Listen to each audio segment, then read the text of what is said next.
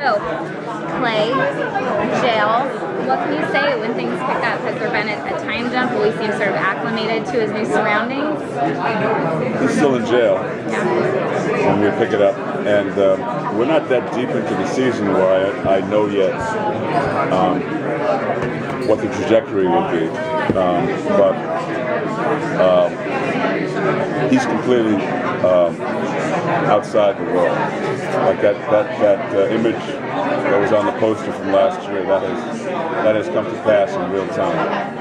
And what is the betrayal that led him to this fate due to him emotionally, that Gemma was in on it, that Juice was in on it? How does he kind of process that? Well, I don't want to give away too much, but the word that Kurt used yesterday in some sort of tweet was redemption.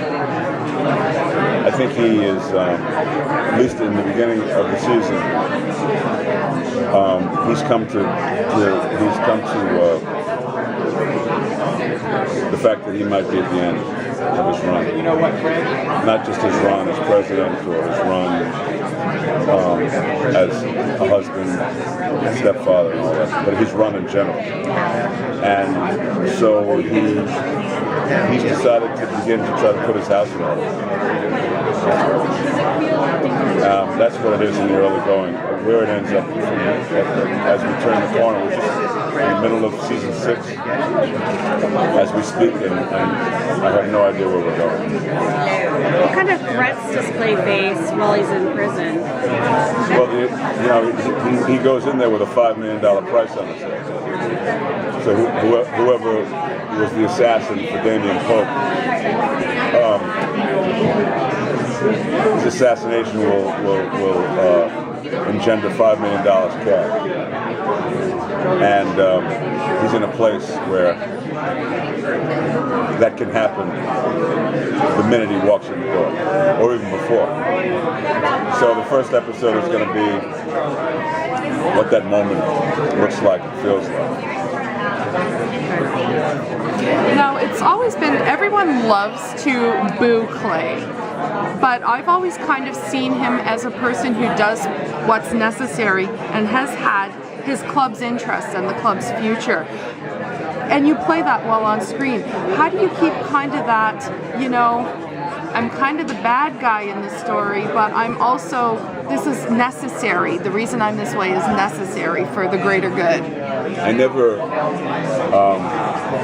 I can't afford to think of any character that I play as the good guy or the bad guy, even though when you get hired, it's obvious. But from that point on, once you're hired, it becomes an exercise in, who is this guy? And what do I love about him? And what does he love about himself? And if he's a king like Clay was,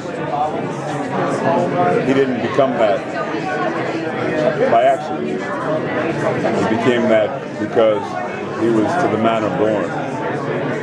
And with that comes, if you look at the kings around the world, and through history,